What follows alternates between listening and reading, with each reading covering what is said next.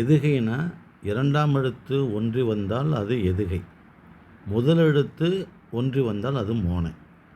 இரண்டாம் எழுத்தெல்லாம் ஒரே மாதிரியாக வந்துச்சுன்னா அடுத்தடுத்த அடியிலேயோ அடுத்தடுத்த சீர்களிலோ வந்தால் அது எதுகை.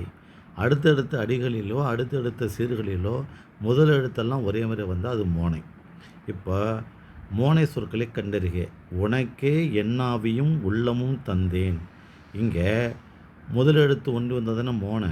அப்போ உனக்கே உள்ளமும் ஊ ஊ, அப்போ பி தான் ஆன்சர். திருவாசகம் இதன் மோனை சொல் என்ன? முதல் எழுத்து ஒன்றி வருது, அப்போ தீ. அப்போ தீங்கிறதுக்கு திருக்குறள், அப்போ அதான். மனித பிறவின் மந்திரக்கூடே இனி நான் உன்னை எப்படி பாட, இதில் உள்ள எதுகை. எதுகைன்னு என்ன? இரண்டாம் எழுத்து ஒன்றி வருது. இப்போ மனித நீ வந்திருக்கு ரெண்டாம் இடத்துல, இனி நான் நீ வந்திருக்கு ரெண்டாம் இடத்துல.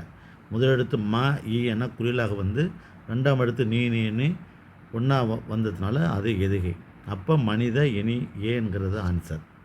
போற்றா ஒழுக்கம் புரிந்தர் யாவதும் மாற்றா உள்ள வாழ்க்கை ஆதலின். இதில் அமைந்துள்ள எதுகை என்ன? அதுவும் போற்றா இரு, அதேபோல் மாற்றா இரு. அப்போ போற்றா மாற்றா அப்படிங்கிறது தான் இங்கே எதுகை. கடு மழை வெயில் உழைத்தவர் யாரோ, காய்கறி நெல் கூலம் விளைத்தவர் யாரோ. எய்பு துடை. அதுனா எய்பு துடைன்னா இறுதி எழுத்தோ இறுதி வார்த்தையோ ஒரே மாதிரி வந்தால் அது எய்புன்னு பேர். அப்போ யாரோன்னு இறுதியில் வந்திருக்கு, யாரோன்னு இறுதியில் வந்ததுனால அந்த யாரோ யாரோங்கிறது தான் எய்பு. மோன நயமுள்ள சொற்றொடர் எது? தமிழே தமிழரின் உயிர், செயலும் விளைவும் காண், கற்பது தெளிவாக படி, நல்ல சேம்பு வேண்டும்.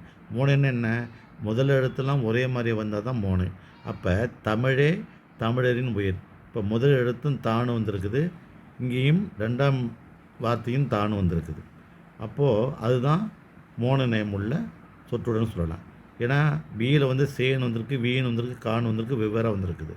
சீல கா வந்திருக்கு, தே வந்திருக்கு, பா வந்திருக்கு, வெவ்வேறாக வந்திருக்குது. டீல நா வந்திருக்கு, சே வந்திருக்கு, வேணும் வெவ்வேறு வந்திருக்கு. அப்போ இரண்டு சீரில் ஒரே மாதிரியாக முதல் எழுத்து ஒரே மாதிரி வந்தது தமிழே தமிழன் உயிர் தான். எனவே இதான் ஆன்சர். நன்றி, வணக்கம்.